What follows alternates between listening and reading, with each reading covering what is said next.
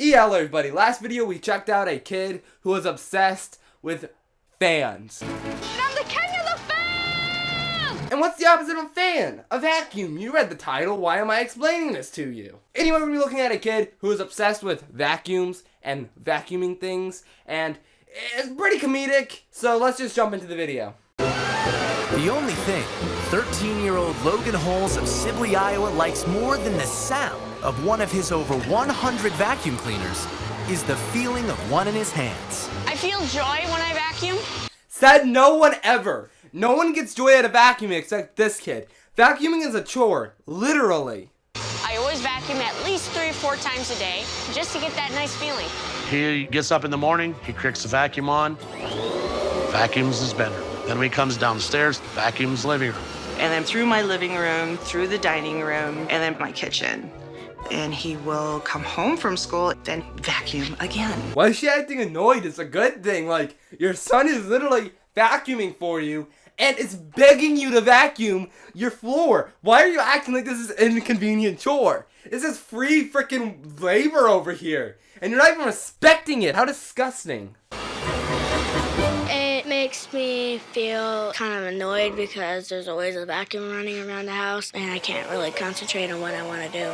Have you guys ever had that epic gamer moment when you're trying to play Fortnite on your couch and your mom just comes in with the vacuum?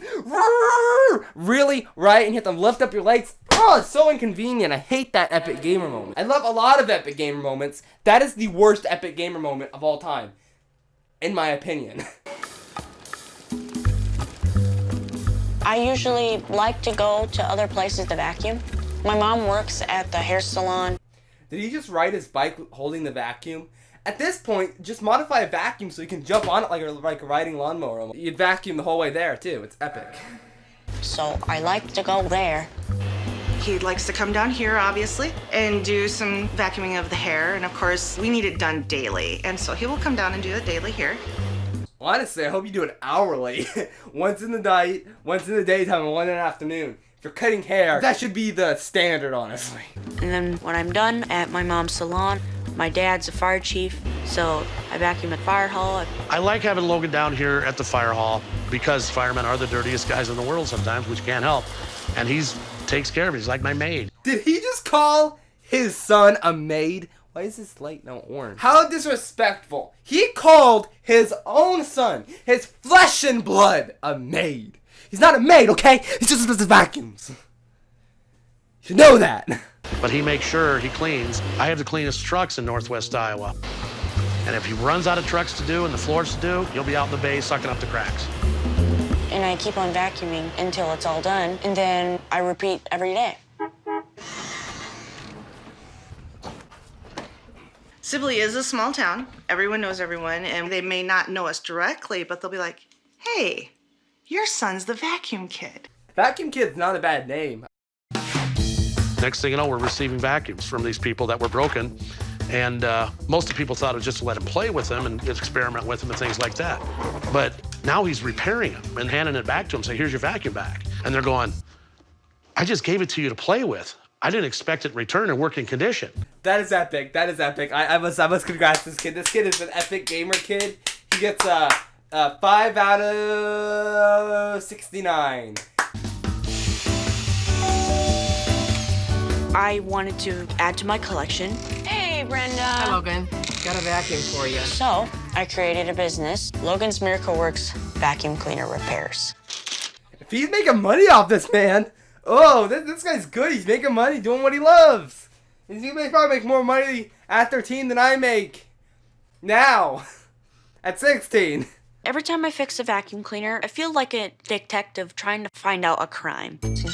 Solving a murder? Fixing a vacuum! They're the same! Solving a crime and fixing a vacuum, they're both equally as important, because vacuums and crime, you know, everyone knows that they're together, you know? They're like peanut butter and jelly. You can't have one without the other or it tastes disgusting. Except peanut butter raw, because peanut butter is good raw, but jelly, ugh. I usually try to dig deep far into the vacuum. If I find something odd looking, I always take that apart and put a new one back in, and then voila. The most important part about fixing a vacuum cleaner is having to test the vacuum cleaner to see if it runs. No, the most important part about fixing a vacuum cleaner is fixing the damn vacuum cleaner! I use glitter as my test dust because it's one of the hardest substances to vacuum up. We have a substance. Substance. If you don't know how to say the word, then don't say it. Or at least say, hey, can I re-say that?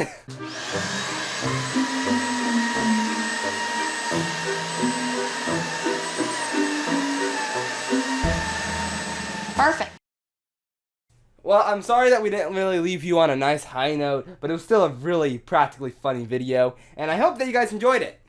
If you could subscribe, that'd be insanely appreciated since I lost a lot of subscribers this month for some reason, so please subscribe. And if you could you click on this video if this interests you, and if you like this video, then this may interest you, so you can click on either video, no pressure, just please click on the video now. Subscribe button right about here, leave your friends, comment, link will be out, and... Peace.